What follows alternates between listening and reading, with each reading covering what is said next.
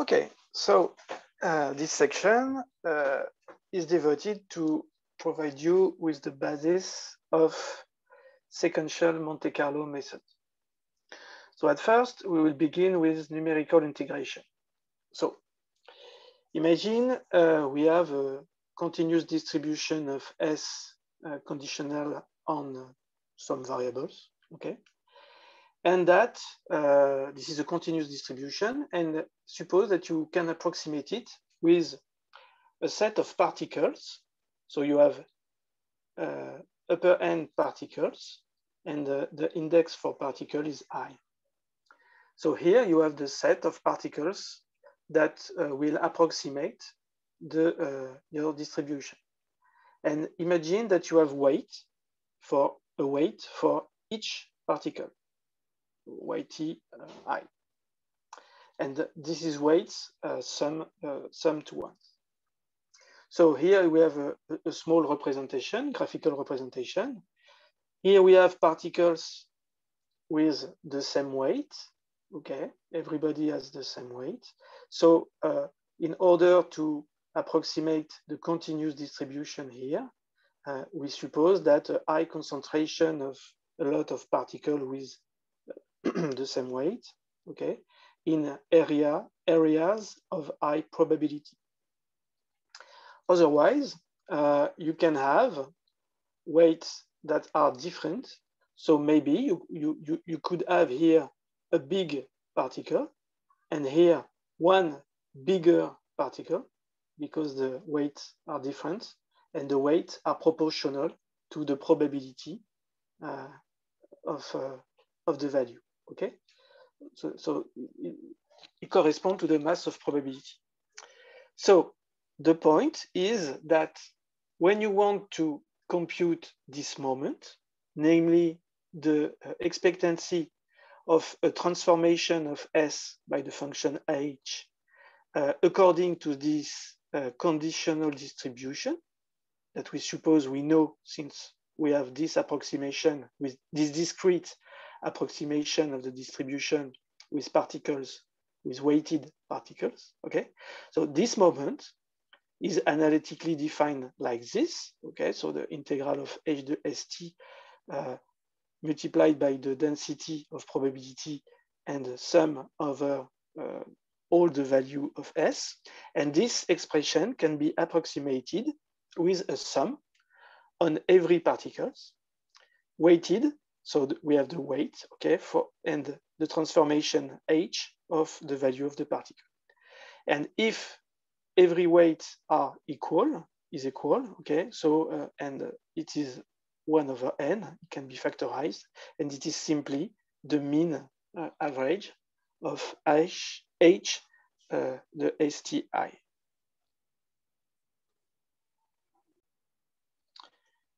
Okay, so this is what we can do if we know this distribution. But in fact, in real life, we don't know this distribution. It is unknown. So instead of doing perfect sampling, we have to do importance sampling. So what is the idea? The idea of importance sampling is to choose an easy to sample proposal distribution Q, okay, that is known and informative on the target distribution P that is unknown. So you can consider it as an instrumental distribution that is informative on the distribution of interest P. So what happens here? We have the same moment as previously, and we can just make appear the distribution, the proposal distribution in the expression. So it simplifies, okay? And here what we have by this simple change of variables, we have here the expectancy now depending on the proposal, distribution Q, of H de FST, okay? But here modified with this is weight, W tilde, that represent P over Q. So you want to calculate this guy, and in fact, to obtain it in a frame where you know the distribution, okay, you have to modify the element you are calculating the expectancy by this is weight. So this is called the importance ratio, because you are calculating this expectancy with this expectancy. So it is some kind of correction, okay? So here is called the normalized weight, and it will be noted W tilde, okay, in the rest. So it is important to make the distinction because we will have another kind of weights in what follows. So it is not very complicated to derive this expression. So we have the detail in the next slide. So I skip them. And I add the last ingredient I need to derive my first particle filter.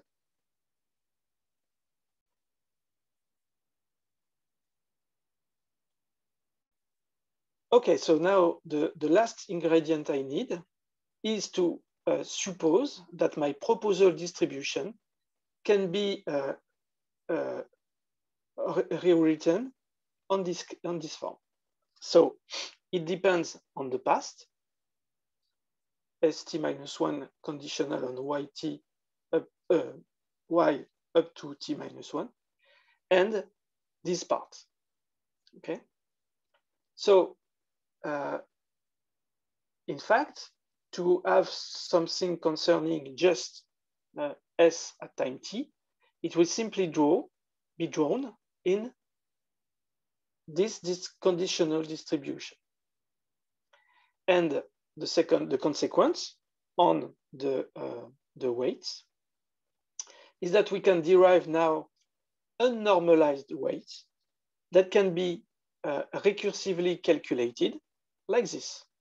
So depending on normalized weight at time t-1, conditional distribution of yt conditional on st, the transition distribution on st, and here the proposal for s at time t. So once again, it is not complicated to derive these expressions, but the point that is important is that if we do this assumption, if we have this assumption, we can obtain something that is completely recursive. So we have simply to draw S in this distribution, and it implies a recursive expression for the weights. So I skip the proof. And now what I do is to derive the first expression of a filter. So I will repeat this is expression from time 1 to time t, the size of my sample, and for every particle I from 1 to n. So suppose we are at time t, and suppose we know this is particle swarms. So we have here the particles for s at time t-1 and their normalized weight. So this is weight here are supposed to sum to 1. And this is a discrete approximation of this distribution. Suppose we have the current proposal. So it is written for a particle, for the particle I of s t-1, and it depends on yt, the set of observable variables. And suppose that we draw s at time t, so it is tilde here, okay? It is drawn from the proposal, the current proposal of st. We implement the recursive expression to obtain the unnormalized weight of each particle st tilde I, okay? And as it is unnormalized, to have a loop, what we do, we normalize the weight. So to do that, what we do, we take the weight, we and we divide by the sum of the weight over all the particles. So we normalize. And we derive W tilde I at time t that are the normalized weights. And we suppose that this expression is an approximation of the distribution of S at time t conditionally on Y up to time t. And it will constitute the next particle swarm for next time iteration. So we have a loop. What we suppose here, we have it at time t to implement these steps at time t+1. Okay, so if we observe this is first try for a filter, what we can see is that we are only on a predictive distribution. We can here approximate it something, but we don't take it really into account the information on YT. So what happened here is that we don't have an updating step in what I present you in the previous slide. So what will happen here is that we will face a degeneracy problem. Namely, as time t increases and we repeat recursively these steps, we will converge quite quickly to a situation where all but one particles will have negligible weight. So what will happen, in fact, is that we will have one particle with a weight equal to 1, and all the other particles with a weight quasi equal to 0. So this is not interesting. It is a degeneracy. We can use that to approximate the whole distribution we are interested in. So what has been proposed in the literature is to use systematic resampling. So what that means? It means that once we have built this distribution to approximate the distribution of S at time t, we will do random draws with replacement proportionally on the weights, the normalized weights. Okay, so what that means? That means that we will focus on particles that have a big weight, and we will neglect particles with small weights. So in fact, it's a way of incorporating the coherency of S tilde Ti with the weights that measure the coherency between the particle and the observed variable Y at time t. So the biggest is the normalized weight here, is probably because here the particle I is very coherent with the observed variable Y. So what we do here is a mechanism of selection. We keep the biggest weight particles, and we forget the particles with small weight. So in fact, it's some kind of refocusing in areas where only keeping the interesting particles. So the point is that using resampling is very important to have a good inference on the current distribution of S, but it has negative side effects, such as the impoverishment of the particle swarms. As we are cloning particle with high weights, so we impoverish the composition of the particle swarm. It's relatively time consuming, and it will have a very negative effect for estimation, since we can't rely anymore on gradient-based methods to maximize the likelihood, as we will see in section 5. Okay, so we need it in order to obtain non-degenerate distribution of the distribution of S, but it will generate complications for what follows on the estimation part.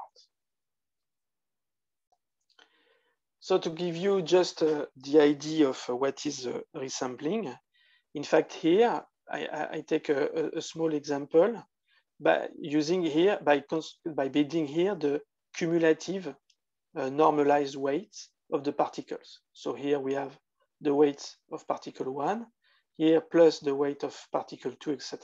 So we have some kind of empirical cumulative distribution of particles.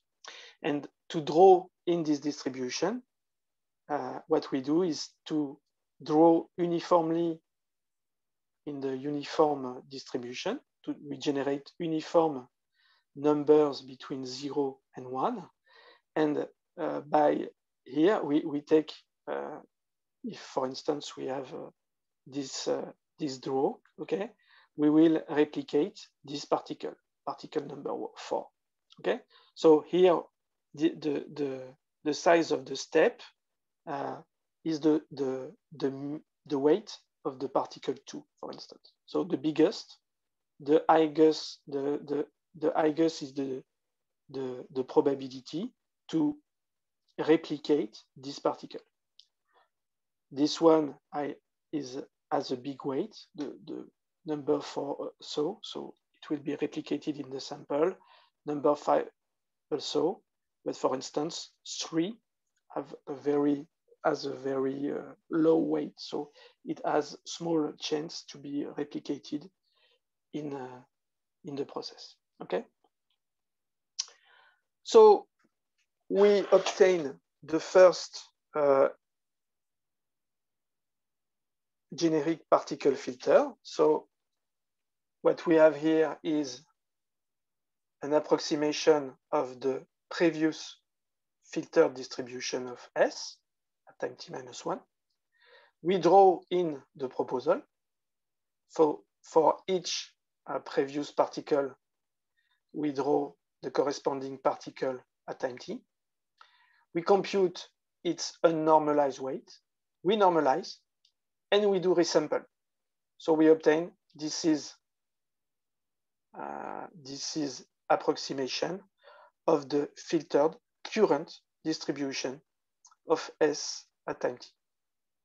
And as you see here, the weights, all the weights are equal since it is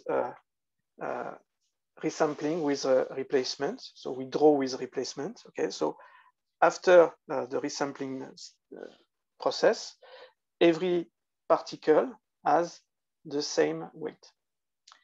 And once again, we have a loop. So what we can do is to do exactly the same steps for time t+1, and so on up to the end of the sample. A small graphical illustration. So here we have the support of the variable S, okay? And imagine that the particle here in yellow are simply the approximation of S at time t-1. So suppose that they are resulting from a resampling process, so they have all the same weight. We confront them to the observed distribution of Y, okay, in order to compute their weight. So this is the particles in green. So this is things, okay? So we are drawing in the proposal and we derive the value of the particle and their weight. So the biggest is the more coherent with the observed variables, and the smallest is the less coherent with the observable at time t. Resampling is simply to replicate the biggest and to forget the smallest. So here we have a replication of this particle 3 times. This is one are a little smaller, so 2 times, 1 times here, and them 0 times. Okay, so we focus in the area of the distribution that are the more coherent. Okay, we rebuild the distribution of S that is the more coherent with the observables. And by the way, we make them evolve. We have something like that. We confront them to the observable and so on. And so we progress in the sample from time 1 to time upper T. Okay, to finish this section, we can see that we have an expression for the contribution of observation YT to the likelihood of the sample here. So the conditional expression of YT conditionally on past information. And it is quite tedious to show this expression can be approximated by the sum of a normalized weight of particles at time t. Okay, so this is the generic expression of this distribution, and it is very easy to compute once we have our particles. If in some case, as we will see in 2 sections, the proposal of S is simply the transition distribution, and that there is no preselection, we can see that this approximation is simply that.